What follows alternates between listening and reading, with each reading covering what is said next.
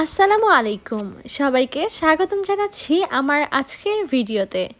আজকে আমি আপনাদের সাথে অনেক সুন্দর একটা ভিডিও শেয়ার করতে যাচ্ছি। 12ই মে ইতালির মিলানে আয়োজিত হয়েছিল পহেলা বৈশাখ। যেই আয়োজনে অংশগ্রহণ করেছিল অনেক অনেক বাঙালি। আমি আমার চ্যানেলে আগেই শেয়ার করে দিয়েছি যে কী অনুষ্ঠিত হয়েছিল বা কীভাবে কীরকম অ্যারেঞ্জ হয়েছিল। আজকের ব্লগে আমি শেয়ার করব হচ্ছে আমার এক্সপিরিয়েন্সগুলো। আমি আর আমার বান্ধবী একটু বাঙালি স্টাইলে সেজে দুইজন মিলেই আর কি আমরা সেই আয়োজনে রওনা দিয়েছিলাম। আমাদের বাসা থেকে বেশ খানিকটা দূরে হচ্ছে পার্কো নর্থ, আর এই অনুষ্ঠানটি আয়োজন করা হয়েছিল পার্কো নর্থে। এই প্রোগ্রামটি আরও আগেই হওয়ার কথা ছিল, কিন্তু ওয়েদার খারাপ থাকার কারণে আর কি টাইম পিছাতে বৈশাখ মাসের একদম শেষেই এসে পড়েছে। এই তো কথা বলতে বলতে আমরা এখন সেই এরিয়াতে চলে এসেছি। এই এরিয়াতে ঢুকেই যেন মনে হচ্ছিল এক টুকরো বাংলাদেশ। সবার পরনে লাল সাদা শাড়ি, না হলে লাল সাদা ড্রেস, খুব ভালো লাগছিল সব কিছু। আমি চেষ্টা করব আপনাদেরকে একটু ঘুরে ঘুরে দেখানোর জন্য। আর আমার চ্যানেলে ভিডিও এবং মিউজিক সহ কিছু ডান্স এবং হচ্ছে গান, তারপরে হচ্ছে আরও কিছু জিনিসের ভিডিও আমি আপলোড করেছি। যদি কেউ মিউজিকের সাথে নাচ গান এগুলো দেখতে চান তাহলে আমার চ্যানেলে ঘুরে আসতে পারেন। এখানে গান বাজছিল আর সবাই অনেক বেশি এনজয় করছিল। আমার তো তখন মনে হচ্ছিল যে আমি সত্যি এখন বাংলাদেশেই আছি। যারা এই প্রোগ্রামটির আয়োজন করেছিল আমি তাদেরকে অনেক ধন্যবাদ দিতে চাই, কারণ এরকম আয়োজন একটু একটু করা উচিত।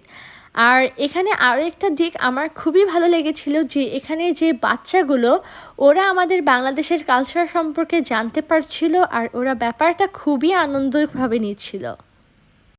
আমার কাছে সব কিছু মিলিয়ে খুবই ভালো লেগেছে। আমি যতটা দেখতে পেরেছি এই অনুষ্ঠানে আমার মনে হয় মিলানোর বেশিরভাগ বাঙালিরাই এসেছিল। আমি যেরকম ধারণা করেছিলাম তার থেকে অনেক বেশি মানুষ এসেছিল এই অনুষ্ঠানটিতে। যাই হোক, এখন আমি দোকানগুলো ঘুরিয়ে দেখাই। এখন যে দোকানটি আমি ঘুরিয়ে দেখাচ্ছি, এই আপুর দোকানে অনেক সুন্দর সুন্দর জিনিস পাওয়া যাচ্ছিল। আর এখানে বাংলাদেশি স্টাইলের জুয়েলারিস, মেহেন্দি, তারপর হচ্ছে অনেক ড্রেস আপ, বাংলাদেশি অনেক কিছুই পাওয়া যাচ্ছিল আপুর দোকানটাতে। আপুর পেজটির নাম হচ্ছে শ্যামলিস কালেকশন। কেউ যদি বাংলাদেশি ড্রেস আপ নিতে চান তাহলে আর কি এই পেজটাতে গিয়ে ঘুরে আসতে পারেন। এখানে মোটামুটি অনেকগুলোই দোকান বসেছিল। এখন যে দোকানটি ঘুরে দেখাচ্ছি এটাও হচ্ছে একটা বাংলাদেশি আপুর দোকান। ওনারা হচ্ছে অনলাইনে সেল করেন। তাদের পেজটির নাম হচ্ছে রোজি ফ্যাশন।